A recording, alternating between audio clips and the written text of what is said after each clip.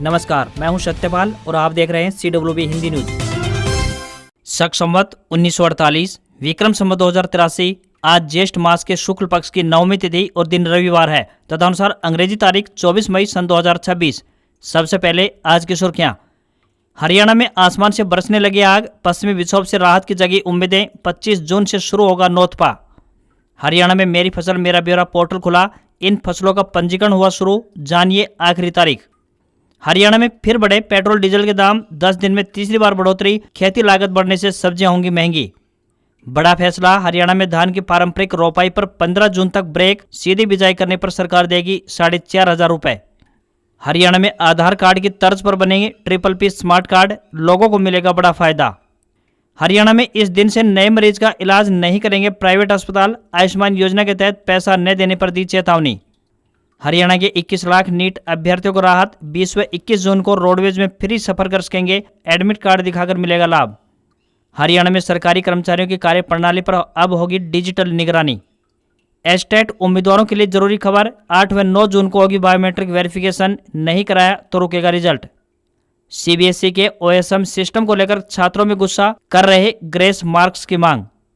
अमरनाथ से बाबा बर्फानी की पहली तस्वीर आई सामने, पवित्र गुफा में 6 से 7 फीट का शिवलिंग बना, यात्रा 3 जुलाई से होगी प्रारंभ। और अमेरिका ईरान होर्मुज खोलने के लिए तैयार हुए, दोनों 60 दिन के लिए सीज फायर बढ़ा सकते हैं, साथ ही परमाणु कार्यक्रम पर भी करेंगे बातचीत। और अब खबरें विस्तार से। हरियाणा में प्रचंड गर्मी का तांडव लगातार जारी है। रेगिस्तानी इलाकों से आ रही शुष्क और गर्म पश्चिमी हवाओं ने पूरे राज्य को भट्टे की तरह तपा दिया है। लू का अधिक असर सिरसा, हिसार, भिवानी, चरखी दादरी, महेंद्रगढ़, गुरुग्राम और रेवाड़ी जिलों में देखने को मिला है, तो वहीं शनिवार को कई जिलों में राहत की खबर भी सामने आई है। सिरसा, झज्जर, फतेहाबाद और नारनौल में तेज हवाओं के साथ बारिश हुई है, जबकि फरीदाबाद और महेंद्रगढ़ में बादल छाए रहे। मौसम विभाग ने लोगों को दोपहर में धूप से बचने, पर्याप्त पानी पीने और जरूरी होने पर ही घर से बाहर निकलने की सलाह दी है। वर्तमान में गर्मी अपनी चरम सीमा पर है, लेकिन अभी जनजीवन को राहत नहीं है। आगे तापमान में और अधिक उछाल और लू की लहरें तेज होती दिखाई देंगी, क्योंकि 25 जून से नौतपा शुरू होने वाला है। नौतपा को हिंदू मान्यताओं में साल की सबसे गर्म 9 दिनों का दौर माना जाता है। यह समय आमतौर पर मई के अंतिम दिनों या फिर जून की शुरुआत में आता है। नौतपा शब्द 2 शब्दों के मेल से बना है, नौ मतलब 9 और तपा मतलब भीषण गर्मी एवं तपन। ऐसा माना जाता है कि जब सूर्य रोहिणी नक्षत्र में प्रवेश करता है तब नौतपा शुरू होता है। ज्योतिष गणना के अनुसार सूर्य के रोहिणी नक्षत्र में प्रवेश के बाद शुरुआती 9 दिनों को नौतपा कहा जाता है। इस अवधि में गर्मी अपना प्रचंड रूप धारण कर लेती है। इस दौरान तापमान 45 डिग्री सेल्सियस से 50 डिग्री सेल्सियस के बीच रहता है। नौतपा के दौरान सूरज डूबने के बाद भी वातावरण गर्म रहता है, इसलिए नौतपा को भीषण गर्मी का संकेत माना जाता है। तो वहीं 28 मई और 2 जून को एक के बाद एक 2 पश्चिमी विक्षोभ सक्रिय होने जा रहे हैं। इस मौसम प्रणाली के कारण नौतपा के बीच में ही मौसम करवटें लेगा और बढ़ते तापमान व प्रचंड लू से आम जनता को बड़ी राहत मिलने के आसार हैं।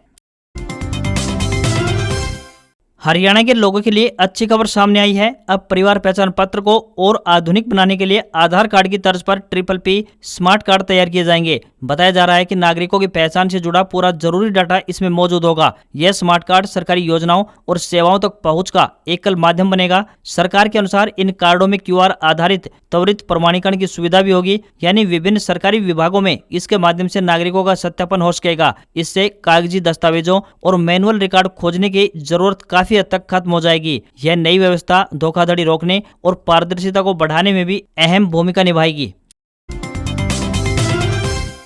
हरियाणा के सरकारी कर्मचारियों के लिए बड़ी अपडेट सामने आई है। बता दें कि राज्य सरकार ने सरकारी कर्मचारियों और अधिकारियों की कार्य प्रणाली पर निगरानी रखने के लिए बड़ा प्रशासनिक बदलाव करने का फैसला लिया है। दरअसल अब सरकार पारंपरिक ACR यानी एनुअल कॉन्फिडेंशियल रिपोर्ट प्रणाली को पूरी तरह से अब डिजिटल बनाने जा रही है। इसके तहत कर्मचारियों के कामकाज, उपलब्धियों और प्रदर्शन का मूल्यांकन ऑनलाइन प्लेटफॉर्म के जरिए किया जाएगा। विभाग के अनुसार ऐसे ACR फॉर्मेट तैयार किए जाएंगे जिनमें कर्मचारियों के कार्य और प्रदर्शन को मापने योग्य और परिणाम आधारित तरीके से दर्ज किया जाएगा। इससे कर्मचारियों की जवाबदेही तय होगी। यह पूरी व्यवस्था को HRMS पोर्टल पर इंटीग्रेट किया जाएगा। इससे कर्मचारियों के कार्य का रियल टाइम मूल्यांकन संभव हो सकेगा। सरकार ने स्पष्ट किया है कि अप्रैल 2027 से मैनुअल ACR व्यवस्था अब पूरी तरह से समाप्त होने जा रही है। जो भी उम्मीदवार हरियाणा शिक्षक पात्रता परीक्षा यानी एचटेट 2024 में शामिल हुए थे उनके लिए एक जरूरी अपडेट है। बता दें कि इन उम्मीदवारों की बायोमेट्रिक प्रक्रिया अब होगी। इसे लेकर हरियाणा विद्यालय शिक्षा बोर्ड की तरफ से एक नोटिस जारी किया गया है। हरियाणा अध्यापक पात्रता परीक्षा 2024 एचटेट का आयोजन 30 व 31 जुलाई 2025 को करवाया गया था। परीक्षा का रिजल्ट 10 नवंबर को जारी किया जा चुका है। ऐसे में अभ्यर्थी जिनका हरियाणा अध्यापक पात्रता परीक्षा 2024 यानी एचटेट का रिजल्ट RLV यानी result late due to verification दिखाया गया है, उन्हें अब बायोमेट्रिक वेरिफिकेशन प्रक्रिया पूरी करवाने का मौका प्रदान किया गया है। ये अभ्यर्थी दिनांक 8 व 9 जून 2026 को अपनी बायोमेट्रिक वेरिफिकेशन प्रक्रिया अब पूरी करवा सकते हैं। यानी कि बायोमेट्रिक प्रोसेस पूरा करने के लिए बोर्ड की तरफ से 2 दिन का समय दिया गया है। बायोमेट्रिक वेरिफिकेशन के लिए अभ्यर्थी को अपना मूल प्रमाण पत्र तथा मूल प्रवेश पत्र यानी कि एडमिट कार्ड साथ लेकर आना होगा। जो अभ्यर्थी इन तिथियों में यह प्रक्रिया पूरी नहीं करते हैं उनका रिजल्ट जारी नहीं किया जाएगा। अभी लोग नींद से जागे भी नहीं थे कि तेल कंपनियों ने आमजन को महंगाई का एक और जोरदार झटका दे दिया है। बता दें कि पेट्रोल और डीजल की कीमतों में फिर से बढ़ोतरी हो गई है। पिछले 10 दिनों में पेट्रोल और डीजल तीसरी बार महंगा हुआ है। पहले ही चौतरफा महंगाई की मार झेल रहे लोगों की अब पेट्रोल और डीजल की कीमतों में बढ़ोतरी कमर तोड़ रही है। सरकारी तेल कंपनियों ने फिर पेट्रोल और डीजल की कीमतों में बढ़ोतरी कर आमजन को महंगाई का जोरदार झटका दिया है। पेट्रोल 87 पैसे प्रति लीटर और डीजल 91 पैसे प्रति लीटर अब महंगा हो गया है। ईंधन की लगातार बढ़ रही कीमतों ने आमजन की चिंता और अधिक बढ़ा दी है, क्योंकि पेट्रोल और डीजल महंगा होगा तो इसका सीधा असर परिवहन पर पड़ेगा, जिससे फल, सब्जियां, दूध और अन्य जरूरत की चीजों के दाम भी बढ़ जाएंगे। इस महीने यह तीसरी बार है जब ईंधन की कीमतों में बढ़ोतरी हुई है। इस सप्ताह की शुरुआत में पेट्रोल और डीजल की कीमतों में 90 पैसे प्रति लीटर की बढ़ोतरी की गई थी, जबकि इससे कुछ दिन पहले ही 3 रुपए प्रति लीटर की बढ़ोतरी दर्ज की गई थी। इस बढ़ोतरी के बाद राजधानी दिल्ली में पेट्रोल की अब नई कीमत 99 रुपए 51 पैसे और डीजल की नई कीमत 92 रुपए 49 पैसे प्रति लीटर पहुंच गई है। इंडियन मेडिकल एसोसिएशन यानी IMA की हरियाणा शाखा ने चेतावनी दी है कि यदि लंबित भुगतान और अन्य समस्याओं का समाधान नहीं हुआ तो राज्य के आयुष्मान पैनल में शामिल अस्पताल 5 जून की मध्यरात्रि से योजना के तहत नए मरीजों को भर्ती करना बंद कर देंगे। उन्होंने कहा है कि अस्पतालों के करोड़ों रुपए के भुगतान महीनों से अटके पड़े हैं। संगठन का आरोप है कि 16 अप्रैल 2026 को हुई ऑनलाइन बैठक में सरकार की ओर से लंबित दावों के निपटारे का आश्वासन दिया गया था, लेकिन अब तक कोई भी ठोस कार्रवाई नहीं हुई है। कहा गया है कि योजना के तहत दावों का भुगतान MOU के अनुसार 15 दिन में होना चाहिए था, लेकिन वर्तमान में 3 से 5 महीने की देरी हो चुकी है। कुछ प्रक्रियाओं के भुगतान 6 से 9 महीने तक लंबित हैं। IMA ने आरोप लगाया कि जुलाई 2023 से लगातार अस्पतालों को अपने भुगतान के लिए सरकार के चक्कर लगाने पड़ रहे हैं और पिछले 3 वर्षों में 4 बार काम बंद करने की नौबत आ चुकी है। केंद्रीय विद्यालय शिक्षा बोर्ड यानी CBSE की नई ऑन स्क्रीन मार्किंग सिस्टम को लेकर छात्रों में रोष बढ़ता जा रहा है। 12वीं के रिजल्ट जारी होने के बाद देश भर के छात्रों द्वारा मूल्यांकन में गड़बड़ी व तकनीकी खामियों का आरोप लगाया जा रहा है। अब पुनर्मूल्यांकन के तहत छात्रों ने स्कैन की गई आंसर शीट देखी तो नई समस्याएं देखने को मिली। छात्रों की तरफ से दावा किया गया है कि कॉपियां धुंधली हैं, कई जवाब चेक ही नहीं किए, तो वहीं स्टेप मार्किंग में गलती है और टोटल में भी गड़बड़ पाई गई है। अब छात्र ग्रेस मार्क्स की डिमांड कर रहे हैं। सबसे पहले अगर बात करें कि OSM सिस्टम क्या है, तो बोर्ड द्वारा नया सिस्टम शुरू किया गया है। इसमें फिजिकल कॉपी चेक करने की जगह आंसर शीट स्कैन की जाती है। स्टूडेंट्स की आंसर शीट OSM स्क्रीन पर डिजिटली जांची जाती है। रिजल्ट आने के बाद से ही फिजिक्स, मैथ्स, अकाउंटेंसी और इकोनॉमिक्स के छात्रों को कम नंबर और मार्किंग में गड़बड़ी की शिकायत थी। उनका कहना है कि सिस्टम में हुई गलतियों की भरपाई के लिए अतिरिक्त नंबर दिए जाएं। मीडिया रिपोर्ट्स के मुताबिक कई छात्रों ने तो कहा है कि उन्हें आंसर शीट देखने में भी परेशानी हुई। उनका आरोप है कि CBSE द्वारा दिया गया लिंक या तो खुल ही नहीं रहा है या ठीक से काम नहीं कर रहा है। इस कारण से वे अपनी कॉपी देख नहीं पाए हैं। छात्रों का यह भी आरोप है कि उनके पूरे सोल्व किए गए सवाल कैलकुलेशन बिना जांचे ही छोड़ दिए गए हैं। अलग अलग पेज पर दिए गए नंबर और फाइनल रिजल्ट में दिख रहे कुल अंकों में भी अंतर पाया गया है। मैथ्स जैसे सब्जेक्ट में स्टेप मार्किंग को या तो पूर्ण रूप से इग्नोर किया गया है या फिर गलत तरीके से लगाया गया है। हरियाणा में मेरा पानी मेरी विरासत योजना का लाभ अब सभी जिलों के किसान उठा सकेंगे। धान को छोड़कर पानी की कम लागत वाली वैकल्पिक फसलों जैसे कि मक्का, कपास, अरहर, मूंग, मोठ, उड़द, ग्वार, सोयाबीन, तिल, अरंडी, मूंगफली, चारा फसलें, प्याज, सब्जियां, पॉपुलर और सफेदा लगाने वाले किसानों को 8,000 रुपए प्रति एकड़ अनुदान मिलेगा। जिन किसानों ने धान न लगाकर खेत खाली छोड़ा है वे भी इस योजना के अंतर्गत लाभान्वित होंगे। मेरी फसल मेरा ब्यौरा पोर्टल पर पंजीकरण कराने वाले किसान ही इस योजना के पात्र होंगे। योजना के तहत पंजीकरण 20 मई से प्रारंभ हो चुका है। वहीं धान की सीधी बिजाई योजना को महेंद्रगढ़ जिले को छोड़कर सभी जिलों में लागू कर दिया गया है। धान की सीधी बिजाई करने वाले किसानों को भौतिक सत्यापन के बाद 4500 रुपए प्रति एकड़ का अनुदान दिया जाएगा। योजना का लाभ उठाने के लिए किसान मेरी फसल मेरा ब्यौरा पोर्टल पर 15 जून तक रजिस्ट्रेशन करवा सकते हैं। वहीं 15 जून तक धान की पारंपरिक रोपाई पर पूर्णतः रोक लगा दी गई है। ग्रीष्मकालीन अवकाश में हरियाणा के सरकारी स्कूलों के नौनिहालों के लिए खास लर्निंग पैकेट तैयार किया गया है। इसमें बाल वाटिका कक्षा 3 से कक्षा 5 तक के विद्यार्थियों को शामिल किया गया है। इस लर्निंग पैकेट का उद्देश्य अवकाश के दौरान बच्चों को घर पर सहज, आनंददायक और अनुभव आधारित तरीके से सीखना जारी रखना है। पैकेट में यह भी बताया गया है कि ग्रीष्मकालीन अवकाश बच्चों के लिए विद्यालय से कुछ दिनों का विराम नहीं होता, बल्कि यह बच्चों के लिए जीवन को निकट से समझने, परिवार के साथ मधुर समय बिताने, नए अनुभव प्राप्त करने तथा आनंद पूर्वक सीखने का एक अनमोल अवसर होता है। इसी भावना को ध्यान में रखते हुए हरियाणा सरकार के विद्यालयों के शिक्षकों द्वारा यह ग्रीष्मकालीन अवकाश कार्य पुस्तिका बेहद संवेदनशीलता एवं सकारात्मक सोच के साथ तैयार की गई है। इस कार्य पुस्तिका में बच्चों के आयु और कक्षा के अनुरूप गतिविधियां भी दी गई हैं। यह पुस्तिका बच्चों को अपने परिवार के साथ समय बिताने, दादा दादी एवं नाना नानी के अनुभवों से सीखने, रिश्तेदारों से मिलने, हरियाणा की गर्मियों का आनंद लेने, मौसमी फलों का स्वाद चखने तथा अपने आसपास के वातावरण को समझने के लिए प्रेरित करती है। शिक्षा विभाग का प्रयास है कि बच्चे केवल विषयों को पढ़े नहीं, बल्कि उन्हें अनुभव करें, समझें और उनसे आनंद प्राप्त करें।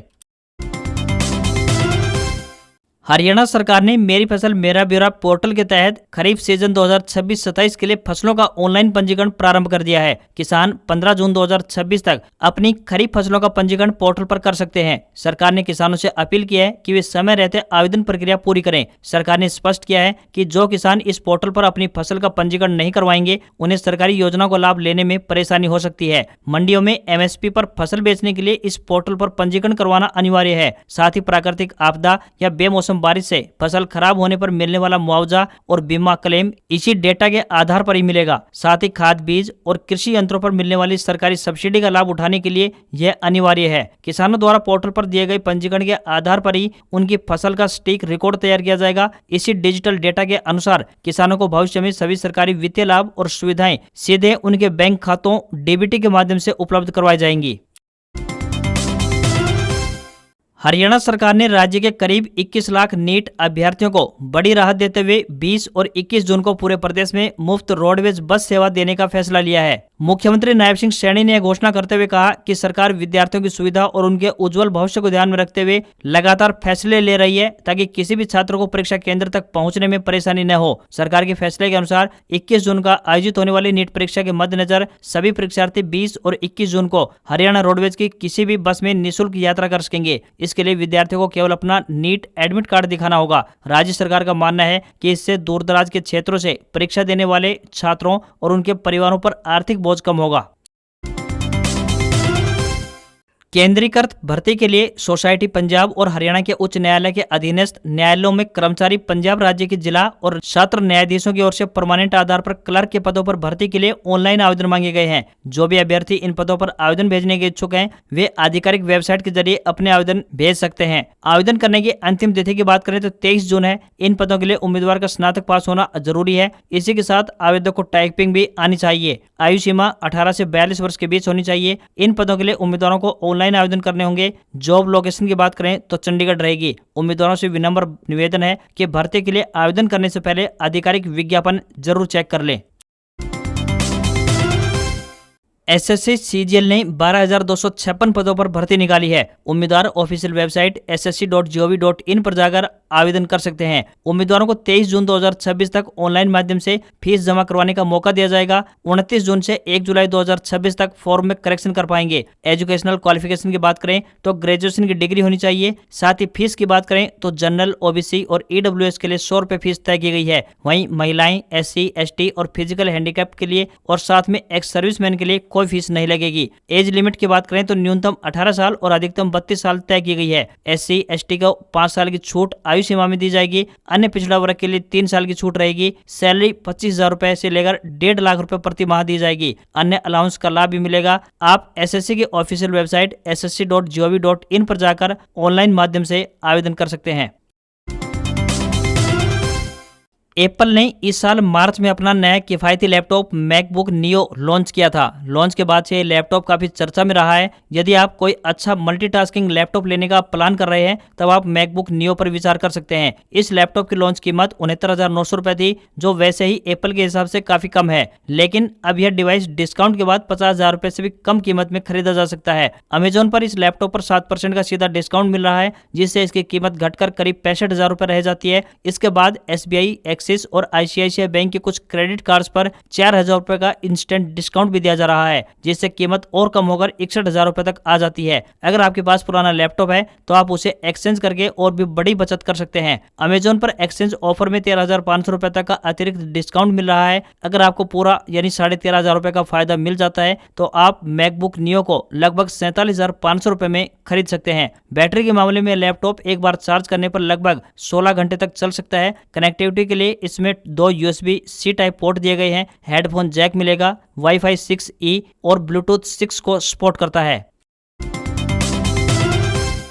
अमरनाथ यात्रा शुरू होने से पहले शनिवार को बाबा बर्फानी की पहली तस्वीरें सामने आ चुकी हैं। सोशल मीडिया पर वायरल वीडियो में दिख रहा है कि 6 से 7 फीट का शिवलिंग अपना आकार ले चुका है। इस दौरान सुरक्षा के लिए तैनात जवानों ने सबसे पहले शिवलिंग के दर्शन किए। अमरनाथ यात्रा इस साल 3 जुलाई 2026 से प्रारंभ होकर 9 अगस्त 2026 तक चलेगी। अमरनाथ गुफा हिमालय की पीर पंजाल माउंट रेंज में अमरनाथ पर्वत पर स्थित है। यहाँ टेम्परेचर की बात करें तो माइनस में है, 12 फीट तक बर्फबारी हो रही है। अमरनाथ रूट की सुरक्षा में CISF, BSF और CRPF के जवानों को तैनात किया जाता है। सुरक्षा बल इस इलाके में समय समय पर पेट्रोलिंग करते रहते हैं। इन दिनों रास्ते में सामान्य जगहों पर 6 से 8 फीट और हिमस्खलन वाले इलाकों में 10 से 12 फीट तक बर्फ जमी है। बालटाल मार्ग पर बात करें तो 9 किलोमीटर और नूनवान पहलगाम मार्ग पर 8 किलोमीटर ट्रैक से बर्फ हटाई जा चुकी है। दावा है कि 15 जून तक दोनों रास्ते पूरी तरह से तैयार कर दिए जाएंगे। इस साल सभी संवेदनशील हिस्सों और आपदा की आशंका वाले स्थानों को तीर्थ यात्रियों के लिए नो एंट्री जोन घोषित किया गया है। बादल फटने और अचानक बाढ़ की घटनाओं को देखते हुए संवेदनशील जगहों पर कैंप नहीं लगाए जाएंगे।